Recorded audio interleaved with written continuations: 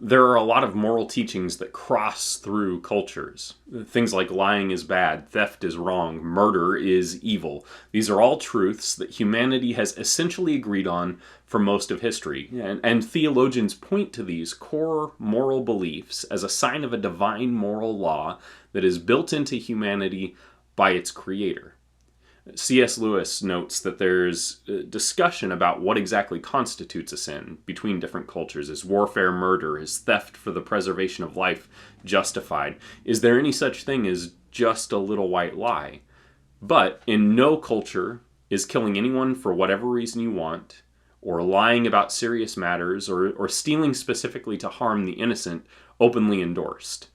We'd call the difference in how different cultures or even individuals think of these laws degrees.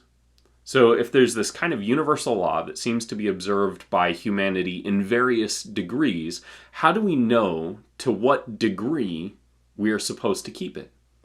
This is where Jesus gives us a tool we can use to kind of calibrate our internal measurement of these degrees. In Matthew chapter 7, verse 12, he says, "So whatever you wish that others would do to you, do also to them. For this is the law and the prophets." To understand the law and the prophets, he's saying, you have to know how to treat other people. And you treat other people the way you would want to be treated. It's the golden rule. We've heard it so many times in so many paraphrases from so many people that we sometimes just kind of brush it off. I can't tell you how many times I've told my kids, treat people the way you want to be treated.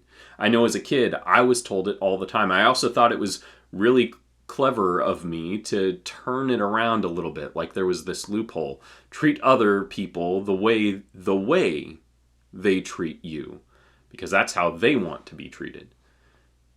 I wasn't as clever as I thought, of course. Jesus wants us to carefully consider our actions in this regard. If someone did this to me, would I feel valued as a person? What would my response to this action be if the tables were turned? And he follows the golden rule up with this: enter by the narrow gate, for the gate is wide, and the way is easy that leads to destruction. And those who enter by it are many. For the gate is narrow, and the way is hard that leads to life, and those who find it are few.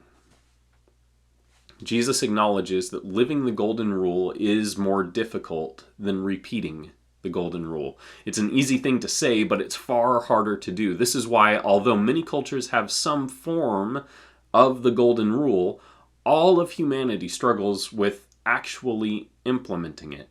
Jesus wants us to do the hard work of approaching all of our interactions in this way, because this is the way of the kingdom.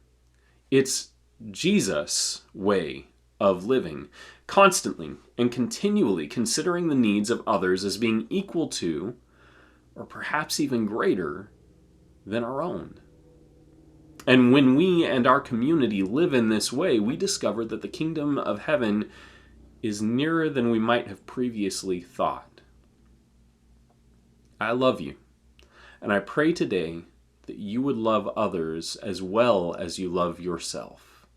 And maybe if you struggle with loving yourself, I would begin by telling you this: Jesus has shown you what true love looks like. Love yourself because Jesus loved you, and then love others in the way that Jesus has taught you to love yourself.